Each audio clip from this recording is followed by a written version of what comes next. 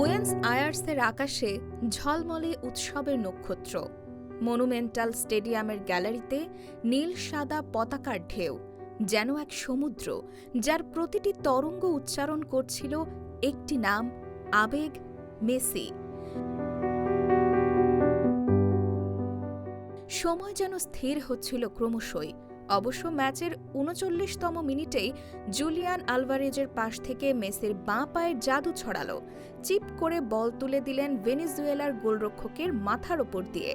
বল যখন জালে জড়ালো, পুরো শহর যেন একসাথে নিঃশ্বাস ছেড়ে বলে উঠল, এই তো সেই আর্জেন্টাইন খুদে জাদুকর। ম্যাচের শেষ দিকেও আরেক জালের দেখা পেয়েছেন বিশ্বকাপ জয়ী এই অধিনায়ক।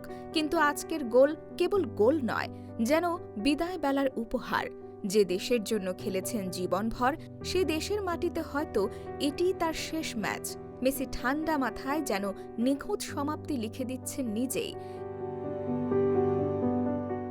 গ্যালারিতে চোখ মুছছেন কেউ, কেউ হাসছেন।